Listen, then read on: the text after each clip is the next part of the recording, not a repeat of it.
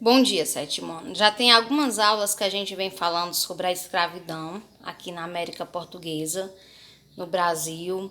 A gente viu o processo de vinda, né, dos africanos escravizados. Estudamos também um pouco sobre a sociedade escravista colonial, sobre os engenhos, né? E hoje nós vamos estudar sobre as formas de resistência à escravidão, ok? Primeira coisa que é interessante destacarmos é que onde houve escravidão, houve resistência. Então, desde a antiguidade existe escravidão, né? Vários povos escravizaram outros povos ao longo do tempo, mas é importante destacar que nenhum povo, né, ele aceitou ser escravizado de forma pacífica. Nenhum povo se deixou ser escravizado, né, sem reagir. Houve diferentes formas de resistência. E aqui no Brasil, os escravos resistiram à escravidão de diversas formas. Essas resistências aconteceram tanto de forma individual, como também coletiva, ou seja, em grupo, e também houve resistências violentas e não violentas, né? Aqui eu citei algumas para a gente, né, perceber como se dava essa resistência. A primeira que a gente destaca é a diminuição do ritmo de trabalho, certo? Muitas pessoas escravizadas não aceitavam aquela situação, né? Então, para não bater de frente com o poder, né, com os senhores, com os feitores, eles criavam formas de burlar aquele sistema. E uma dessas formas era diminuindo o ritmo de trabalho quando tinha oportunidade, embora eles fossem fiscalizados quase que a todo momento durante o trabalho. Mas sempre que tinham possibilidades, eles reduziam esse ritmo de trabalho, porque era um trabalho que não era para eles, era para um senhor que estava escravizando-os, né, maltratando. Então, uma dessas formas é uma forma que a gente pode dizer que não foi violenta, né, uma forma mais sutil de resistência. Outra forma que a gente destaca é o suicídio, né? Muitas pessoas vindas da África, elas não aceitaram aquela situação, e a única forma que eles viam de sair daquilo era através da morte. Muitos deles se jogavam até mesmo durante a embarcação, né, se suicidavam, e outros, quando chegavam aqui, também realizavam o suicídio. Uma das formas que se destaca de suicídio é que muitos deles se deixavam, né, se isolavam em um campo, ficavam sem comer até morrer, até definhar e morrer. Para os portugueses chamavam isso de banzo. Eles acreditavam que era uma doença, uma tristeza causada pela saudade que essas pessoas tinham da África. Então eles achavam que essas pessoas morriam devido ao banzo, né, a essa doença, a essa tristeza. Mas na realidade aquilo era uma forma de resistência, uma forma que as pessoas escravizadas, uma forma que elas encontravam para não viver naquela situação. Então, a saída para muitos escravizados foi o suicídio, né? Além dessas formas que não entrava tanto em confronto com o Senhor e com o poder, houve também muitas formas de resistência violenta, né? Muitos desses escravos quebravam ferramentas, incendiavam as plantações, né, de cana-de-açúcar, ou até mesmo assassinavam os senhores e os feitores quando tinham oportunidade. Outra forma de resistência muito conhecida é a capoeira, né, que é uma luta disfarçada de dança.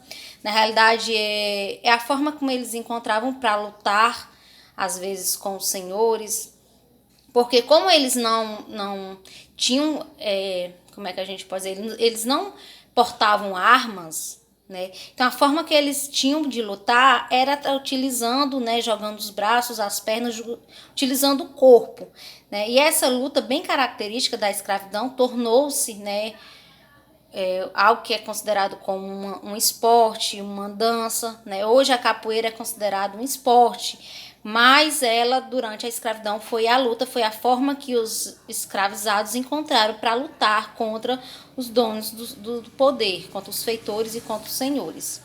Outra forma de resistência foi a rebelião, que era muito comum, né, os escravos se revoltarem. Uma revolta que ficou muito conhecida, que teve grande dimensão, foi a Revolta dos Malês, que aconteceu no século XIX, em 1835, em Salvador, em que os escravos se rebelaram contra a escravidão. Eles tomaram as ruas e essa rebelião foi bem marcante.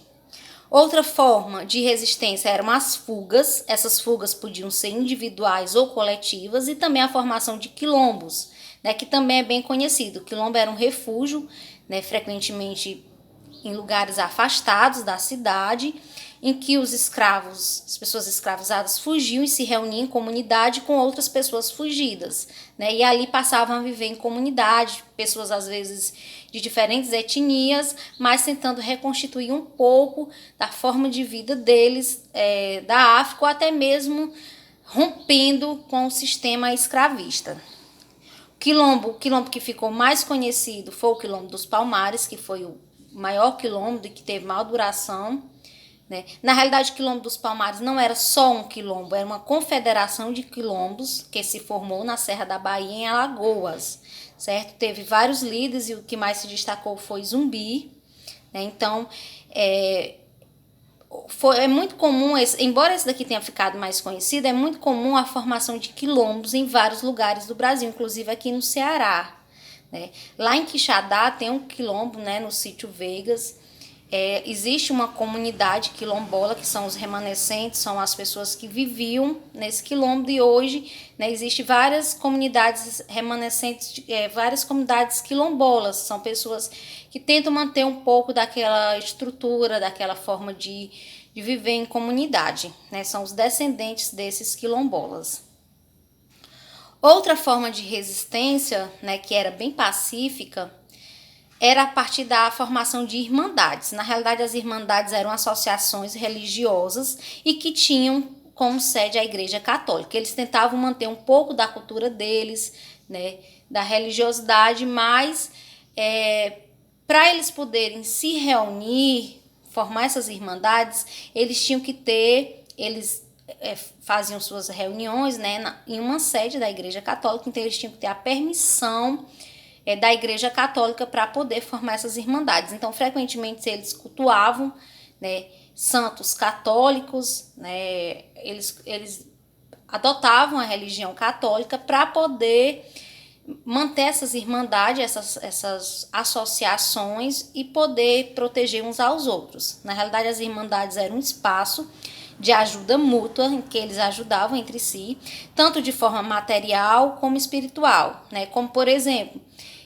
quando alguém morria, e a gente sabe que os custos, os gastos de um funeral é muito caro, então frequentemente quando um escravo morria, se ele fizesse parte, né, dessas irmandades, dessas associações, aquelas pessoas associadas arrecadavam fundos, né, para poder fazer o funeral dignamente dessas pessoas que morriam. E também tinha todo um apoio espiritual. A arrecadação desse dinheiro se dava a partir de doações e festividades. É importante destacar que entre essas festividades, né, praticadas pelas pessoas escravizadas, a gente destaca a congada e o reisado, que são festas tradicionais que permanecem até hoje. Então, assim, como a gente pode ver, essas pessoas escravizadas, elas